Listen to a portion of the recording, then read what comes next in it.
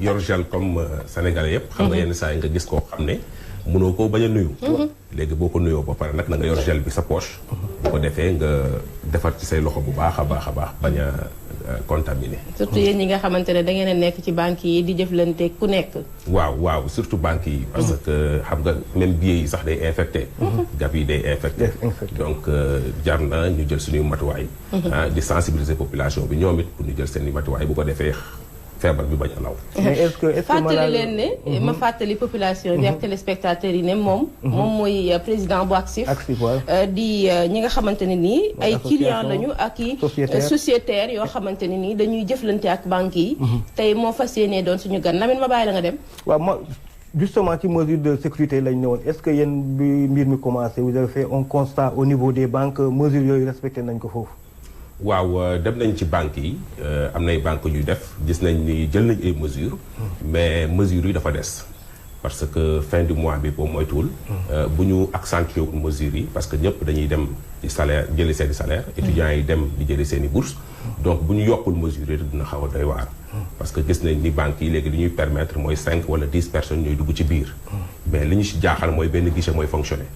sur les 3 guichets dañoo gis ni benn guichet mooy fonctionner loolu nag mu nekk lu doy waar. nit ñi nekk ci biti fees fa. ça revient au même parce que nit ñi bu ñu feesee si biti toog xoolante. donc wàllante bi mën na faa am. pour moytu yooyu nag vraiment dañoo war a baral mbir mi. même bu ñu nee 5 ñooy dugg ci biir mais nañ fexe ba service bi gaaw bu ko defee du am attroupement ci biti. ba nit ñi mën a di wàllante. tey jii bu ñu waxee waxi banque wax nag ci lu soxal clientèle beeg jëflante bi ngeen jëflanteeg yooyu prêt yi nga xam ne na ngeen koy joxe mu mel ne ñi ngi xalaat ne dañoo jëm ci lu soxal wàllu confinement maanaam ñëpp toog seen kër. tey jii mu mel ne itam yëngu-yëngu yu bëri taxaw na ndax coronavirus bi gàllankoor yi mu leen tàmbalee jural yéen lu mu doon. waaw dañoo gis ni am na ay entreprise sax yoo xam ne tëj nañ. am na yoo xam ne dañoo réduire seen personnel. di def service minimum. loolu yëpp manque à gagner la. personnel bi dañ leen wax nañ toog seen kër confinement. état bi dafa jël ay mesures. ne na ñëpp toog seen kër bañ a génn wàññi nuyonte beeg yooyu des mesures sanitaires et salutaires. léegi nag bu loolu amee il faudrait que mu am tam des mesures d'accompagnement. parce que tey liggéeykat yi yéen ñëpp xam ngeen ni dañuy fayeeku salaire. te avec bancarisation bi salaire bi ci banque bi lay jaar. banque ba nag am na benn prêt boo xam ne contracté nañ fa. mais ku contracté prêt tamit boo yoree benn salaire je donne l'exemple de 300 000. banque ba di jël 150 000 yow 150 000 moo lay dese te mënoo cee dund ak sa njaboot. léegi mu amoon lu ñuy wax xarmat nit ñi dañ doon génn. dem di def benn liggéey boo xam ne da leen di permettre ñoom ñu mën a dund ak seen i famille. mais bu ñu réduire service minimum bu ñu réduire service bi da léegi na ñëpp toog seen kër. ñooñu nga xam ne tey dañoo yor seen salaire 300 000 ma joxe exemple benn jàngalekat wala ku mu mënta doon. wala journaliste sax. kooku tey 150 000 mënu ci dund ak famille am da si doon dolli feneen ci xarmat. léegi xarmat boobu amul parce que école yi tëj nañ ko yooyu yëpp. 150 000 bi mënatu ci dund. kooku boo ko bëggee confiner da nga koy rey rek waaye il faut que mu dundal njabootam. moo tax nag ñu ne. il faudrait que état bi jël ay mesures. c'est-à-dire que président de la république lañ bind lettre. ne ko na jël benn décret. sur le délai de grâce. daanaka comme situation bi c'est une situation exceptionnelle na jël ay mesures exceptionnelles. bu ko defee mu repousser les échéances wala mu suspendre ko pendant 3 mois renouvelables. de tant que gars yi mën a confiner wu nit ñi mën a confiner wu seen kër yar seen njaboot surveiller seen njaboot mais salaire bu ñu jot kenn bañ ci laal banque bañ ci laal kenn bañ ci laal bu ko defee ñu mën a dund ak seen i njaboot. sinon rek day am problème. entreprise yi tëj yi nga xam ne nit ñi fi mu nekk nii ñu ngi au chômage en chômage technique. ñooñu tamit bu ñu jëlul mesure bi day tax ñoom banque bi da leen di poursuivre. parce que dañ ko war a fay ay échéance mën amana du ñu mën a am lu ñuy fayee parce que tamit dañoo nekk chômage technique wala tam dañ leen a wàññi. bu boobaa day indi yeneen jafe-jafe ñooñu confinement bu ñu wax sax dañ leen di génnee seen kër bu dee salaire ak kër lañ joxoon comme garantie dañ leen di mujj génnee seen kër ñu nekk ci mbedd bi. ñu saisir seen i maison donc pour loolu yëpp bañ a am il faudrait que état bi jël ay mesures yu responsable parce que tamit dafa am état de nécessité bu taxaw. principe de droit international la buy wax ni les droits humains sont supérieurs aux droits des créanciers bu réew tollee fii situation toll fii il faut que ñu jël ay mesures exceptionnelles allant dans le sens de protéger les citoyens les droits humains. créanciers yi am nañu droit humains yi am nañu droit mais droits humains yi ñoo supérieurs aux droits des créanciers. moo tax très rapidement ñu war a jàll avant fin du mois bi ñuy ñaan président de la république mu jël décret bi sur le délai de grâce pour que mu suspendre wala mu repousser les échéances. yaa ngi wax léegi ne état bi dafa war a jël ay mesures yooyu noonu lu mu war a doon parce que tey jii ñëpp jàpp nañu ne fii jàngoro bi toll fi réew mi toll toog seen kër yi rek bañ na ko ba am na slogan boo xamante ne toog leen seen kër la ñu wax ak li nga fi lim lépp ci jafe-jafe yoo xam ne nar na koo jur yan mesure nga jàpp ne kon état bi loolu la ko war a gunge. waaw d'abord digitalisation bi xam nga tey ñuy dem di rang ci gab bi. gab bi nga gis ni da ngay rang dugg keneen dugg yéen ñëpp ngeen di laal. ci bouton yi. contamination mën na fa am. moo tax il faut que ñu veiller à ce que les banques. ñoom ñuy pulvériser. c'est-à-dire que bu ñu duggee ci biir 30 minutes yu ne. mu am benn service boo xam ne day ñëw fomp yëpp bàyyi ñëpp ni ñuy door a continuer rang. beneen bi mooy digitalisation wax naa ko sànq. il faudrait que ñu digitaliser service bi ni ñuy bañati dem ci gab bi mais ñu mën ko jox seeni portable ci xarañ yu bees yi. sa salaire sa bourse nga mën ko jot bu dee étudiant nga ci sa portable bu ko defee ngay def ay transactions financières parce que wax nañ ko monnaie bi day contaminé. ndax ñëpp am moyen boobu di jot di yor téléphone sax bay mën a jot ay message ak yooyu ndax parfois réseau bi itam mu daw ñu nga war a jot message ñëwul ndax loolu aussi solution la. non qualité de service bi il faut que ñu veiller si. parce que tey defe naa ni Sénégalais statistiques yi wane na ni Sénégalais bu nekk am nga ñaari portable yoo denc. donc du problème portable mooy posé wu. statistiques yeeg wane léegi nag nga jot sa message di def say transaction moo gën a yomb ngay dem gab ba di rang wala dem banque ba di rang pour jot sa xaalis. parce que dañoo nekk ci inclusion financière. ñu war ko pousse bu baax pour que digitalisation bi effective. sinon yooyu mesures yooyu bu ñu ko jëlul. mesures yu ñu jël mesures sanitaires yi ñu jël bëgg population bi appliquer ko dina jafe lool pour ñu mën ko appliquer parce que nit ñi il faut que ñu wuti xaalis pour mën a dem dundali seeni njaboot. loolu nag bu ñu ko amul il faut que ñu voilà dina xaw a métti trop si ñoom. Famara maanaam seen xeex bi ngeen xamante ne su mu ngeen ko tee ba bind njiiti réew mi benn lettre interpellative dafa ñëw fekk si yeneen xeex nga xamante ni yéen waa ACSEC yéen ko doon def fan ngeen toll ci xeex yooyu. waaw xeex yooyu mu ngi avancé bu baax parce que tey je pense que acteurs financiers yëpp comprendre nañ ni tey mënuñu dem sans usagers yi mënuñu dem sans association de consommateurs yi. il faut que ñu teg waxtaan bi di ci waxtaan. parce que ñëpp nangu nañ commencé ci président de la république ni taux d'intérêt yi jéggi na dayoo. population bi mënatuñ ko supporter. te bu yàggee dana jur leneen lu dul lii. moo tax moom très tôt il a sonné il a tiré sur la sonnette d'alarme pour arrêter les autorités financières muy banque centrale. muy APBF. muy APSFD. pour que ñu toog waxtaan. xool nan la ñuy wàññi taux d'intérêt yi parce que bu dee banques yi la ay taux 13 14 15% jéggi na dayoo bu dee mutuelles yi la ay taux 22 24% daanaka téeméer bu nekk ñaar fukk ak ñeent jéggi na dayoo amul benn entreprise bu ko mën a supporter. moo tax nag président de la république tiré la sonnette d'alarme si demande accès parce que yàgg nañ koo jooy yàgg nañ koo yuuxu jël na mesures yi fi mu nekk nii ñu ngi waxtaan et je pense que ñu ngi trouver ay mécanismes yoo xam ne bis yi di ñëw danañ wàññi bu baax taux d'intérêt yi ba population bi mën cee gis seen i bopp.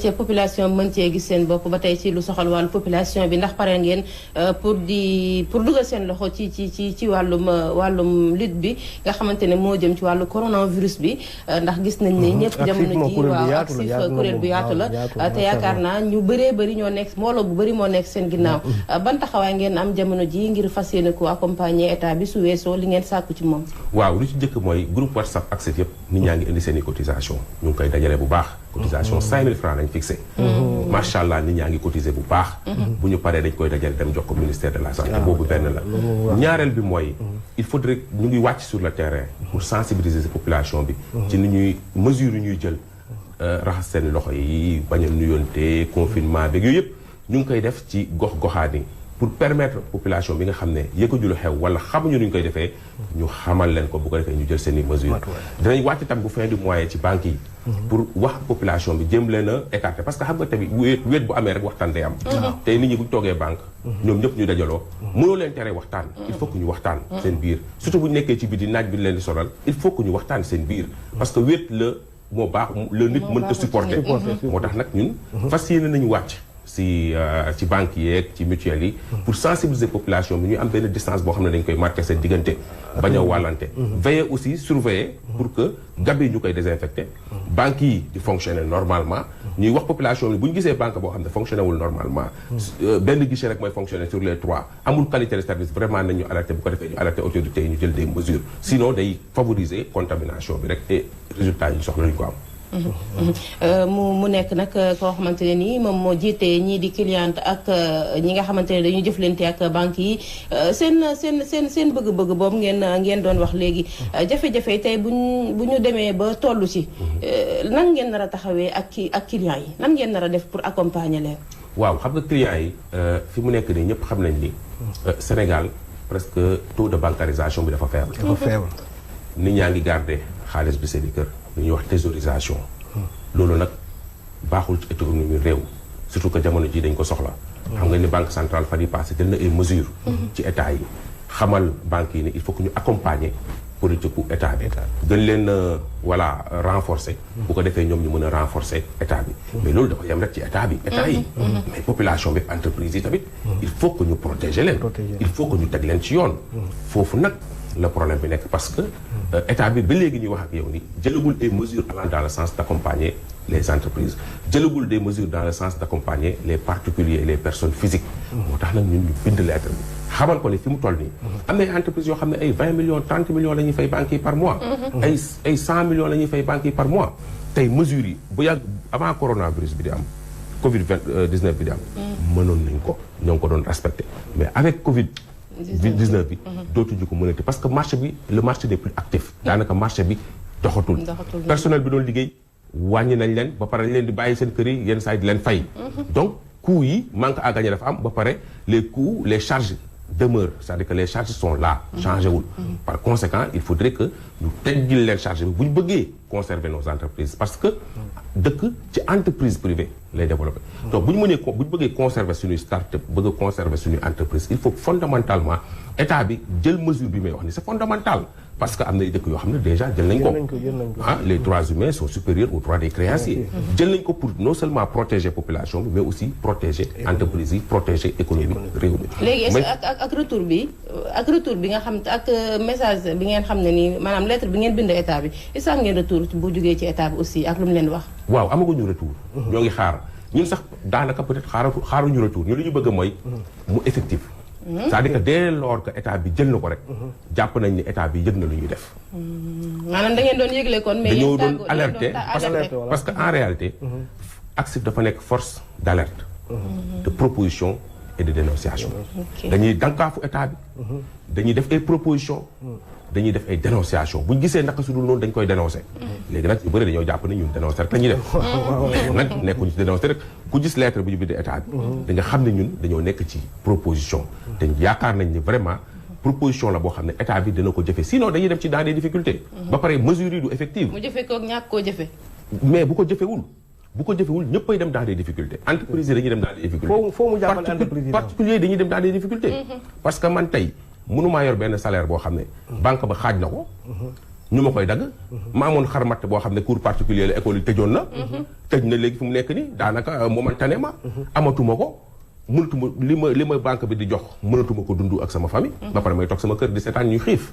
mënta ne donc il faut que état bi jël ay mesures d'accompagnement bu ko defee mu ne banques yi fii ak ñetti weer tey leen ba ñu passé situation parce que situation bee ko laaj du rey benn banque yi mën nañ dund ci agio yi ñu am rek mën nañ dund ci service yi ñu am ku bëgg service nga ñëw fay banques yi amuñu problème boobu war naa mën a nekk dañuy repousser échéance yi rek waxuñu leen ñu may ñu ko délai de grâce du may délai de grâce dafa nekk dañuy repousser parce que dañoo nekk ci période de crise période de nécessité état de nécessité et textes internationaux yi permettre nañ ko état bi moom mu jël des mesures exceptionnelles à situation exceptionnelle donc dañoo nekk ci cas de figure boobu donc vraiment je pense que idée bi war nañ ci gën a réfléchir te très rapidement avant fin du mois ñu jël mesure sinon je pense que mesure yi ñu wax sanitaire yi ñuy wax je ne pense pas que mu efficace vis-à-vis des salariés vis-à-vis des travailleurs Lamine damay baaxoo bu ñu amee invité ba mu daaneel ma ne ko nag na lancer benn appel à l'endroit